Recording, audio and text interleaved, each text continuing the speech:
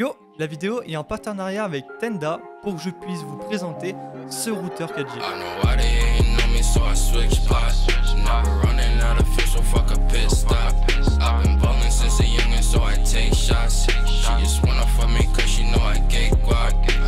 Le routeur 4G Tenda 185 est un routeur facile à transporter dans un sac ou dans une poche. Il supporte le réseau 4G 3G sur les fréquences B1, B2, B3, B4, B5, B7, B8, B17 et B20. Il en supporte, hein.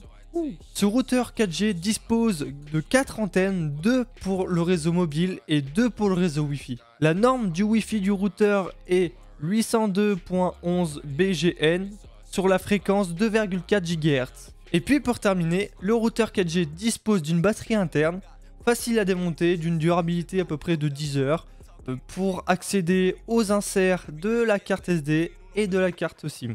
Vu du kit, on retrouve le routeur 4G avec un câble USB de type A vers micro USB, un adaptateur nano SIM vers micro SIM et les notices d'utilisation. Il accepte le format micro SIM ou, à l'exception d'un adaptateur, nano SIM vers micro SIM. La capacité de la batterie est de 2100 mAh, soit 3,8 volts pour la tension et consomme approximatif 8 Wh. La dimension du routeur fait 10 cm de longueur sur 6,2 de largeur et en profondeur 1,9 cm. Bon, pour commencer, vous allez mettre votre carte SIM, une micro SIM dans votre routeur ou une carte nano SIM vers du coup avec l'adaptateur qui est fourni avec le nano SIM vers micro SIM, vous la mettez dedans. Ensuite, vous l'allumez. Et encore ensuite, il y a deux configurations possibles à faire pour au moins pour le premier démarrage. Soit, il y a la première que je vous conseille fortement de brancher votre routeur en USB vers votre PC. Au moins, vous êtes sûr qu'il n'y a pas de problème. Ou sinon, en Wi-Fi, c'est très simple. Du coup, comme je disais, il faut allumer votre routeur. Ensuite, vous attendez qu'il s'allume et tout. Vous allez du coup atterrir sur une petite interface dessus en indiquant le signal et la force du signal de votre routeur, s'il est connecté en 4G, 3G ou un signal faible ou un signal fort. Ensuite, le pourcentage de votre batterie, le nombre d'appareils connectés à votre routeur en Wi-Fi, et puis vous avez accès à la messagerie. Pour faire la première installation de votre routeur en Wi-Fi, c'est très simple. Du coup, vous allez sur le menu là, vous appuyez tout simplement sur le routeur. Vous allez cliquer encore une autre fois, vous allez du coup atterrir. Vous allez avoir plutôt votre nom de votre Wi-Fi avec le mot de passe ci-dessous. Donc là, vous pouvez vous connecter comme ça. Ou sinon, il y a une autre méthode que je vous conseille si vous avez des téléphones quand même assez récents ou tablettes. Vous avez un QR code dessus. Donc vous prenez votre appareil photo sur votre appareil, tout simplement de téléphone, tablette. Donc vous allez scanner votre QR code qu'il y a sur le routeur et ça va se connecter automatiquement. Donc c'est vraiment très simple. Pour finir l'installation, vous allez lancer votre navigateur internet sur votre téléphone ou votre PC. Vous allez ensuite écrire dans la barre de recherche 192.168.0.1. Vous allez voir l'interface de connexion du routeur. En haut à droite, vous pouvez choisir la langue que vous voulez. Par défaut, il y a l'anglais et le français. Donc au cas où dans les futures mises à jour que vous allez avoir, peut-être il y aura d'autres langues. Donc moi, je mets français comme je suis français. Ensuite, vous allez écrire le mot de passe admin qui est le mot de passe par défaut. Donc sans majuscule quoi que ce soit, tout en minuscule. Vous marquez admin, ensuite vous pouvez appuyer sur le mot entrée ou soit cliquer sur le petit bouton login. Ensuite vous allez voir l'interface, même l'accueil du routeur en indiquant le statut de connexion, les paramètres réseau, tous les dispositifs connectés au routeur. Bon, bizarrement moi ça n'indique pas le PC qui est connecté en USB. Ensuite vous allez voir les statistiques du routeur. En gros c'est tout ce que vous allez utiliser en gigas sur le routeur.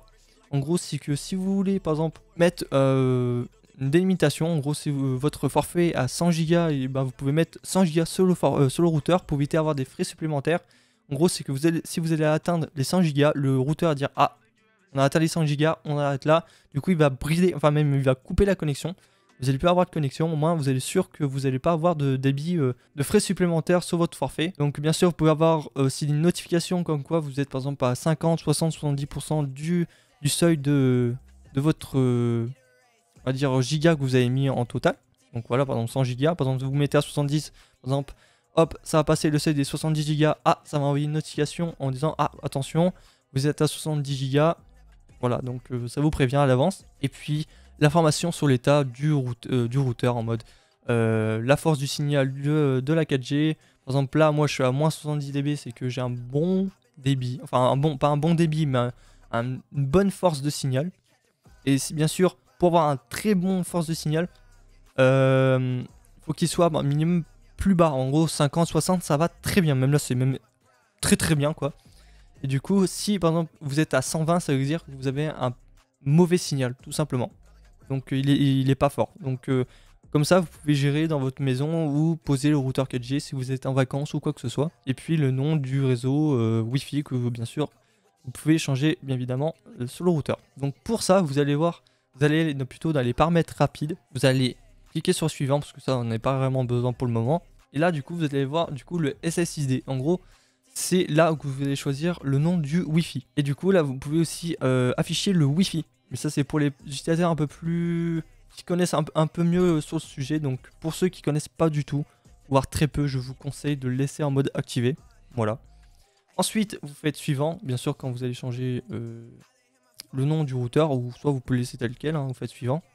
Le mode de sécurité par défaut il est en WA2.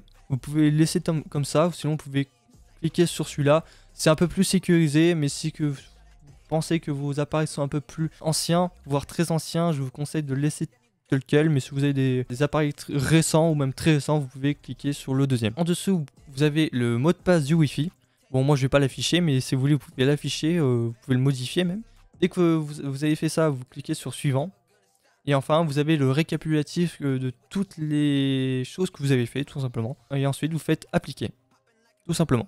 Et là, du coup, c'est fini, l'installation est faite. Et ensuite, je vais parler pour les personnes qui ont des problèmes de connexion, par exemple de 4G, 3G, ou de services limités, ou de hors connexion, ça se peut. Ça, c'est un problème de APN. En gros, c'est que ce qu'il y avait dans les paramètres rapides, le premier. Pour changer ça, vous allez dans les paramètres réseau, vous allez cliquer sur le petit bouton APN en bas à gauche. Attention, ne prenez pas en compte pour les personnes qui n'ont pas de forfait SFR ou de carte SIM SFR, car là je vais parler des profils SFR. Donc au cas où, pour les personnes de d'autres opérateurs qui ont un problème d'APN, j'ai mis un lien dans la description indiquant tous les profils de tout opérateur. Et là, tout simplement, vous allez avoir un profil par défaut qui s'appelle SFR web ou je sais plus quoi. Et du coup, vous allez le changer parce qu'il est plus bon en fait. Je sais pas, je pourrais pas vous le dire. Mais c'est un profil qui ne marche pas. Donc vous allez créer un nouveau profil. Vous faites du coup type de PNP, vous laissez tel quel, hein, ça suffit largement. Et là, vous allez cliquer sur le nom du profil. Vous allez mettre SFR Webform comme indiqué là, tout simplement. Après APN, vous allez mettre SL2 SFR en minuscule, tout simplement. Et authentification, vous mettez non, nom d'utilisateur, vous mettez rien, et mot de passe, vous mettez rien, et vous faites appliquer. Et ensuite, vous allez redémarrer votre routeur. Quand vous allez redémarrer votre routeur, si vous avez une antenne 4G à proximité, vous allez avoir le réseau 4G, tout simplement. Et bien sûr, toutes les informations que j'ai dit là auparavant sera indiquées dans la description. Pour mon avis d'utilisateur, je pense même fortement que ce routeur 4G est fait pour les gens qui voyagent beaucoup. Vraiment, je l'ai utilisé dans ma région et j'ai eu aucun problème. Bon après, je répète, la 4G affecte beaucoup l'utilisation du routeur. Donc si la 4G n'est pas disponible chez vous, ben, vous ne pourrez pas utiliser le routeur 4G à sa pleine puissance malheureusement. Mais sinon, à part que vous êtes dans un bon endroit comme moi, vous avez la 4G à plein régime et tout, le routeur il fait le taf totalement. Pour information, le lien du routeur est dans la description, un petit lien d'Amazon, voilà, d'affiliation, juste pour aider la petite chaîne. C'est une petite commission, vous payez pas plus ni moins, c'est juste pour aider la chaîne. Donc si vous avez envie, vous pouvez cliquer sur le lien ci-dessous. Et aussi il y a le lien sur Cdiscount au cas où s'il y a des personnes qui achètent souvent sur Cdiscount, donc voilà. C'est la fin de cette vidéo, merci de l'avoir visionné jusqu'au bout. N'hésitez pas à aller voir les liens qui sont dans la description. N'hésitez pas aussi à écrire un petit commentaire de votre avis ou de vos problèmes en rapport avec le routeur 4G et aussi à écrire un petit commentaire sur les figurines que vous avez vues au début de la vidéo. Sur ce, c'était Mortacroc, Croque-Mou qui gère le son qui est un peu partout aussi, et puis la Light Fury qui gère le cadrage. Donc merci à eux, merci à vous et ciao bye bye.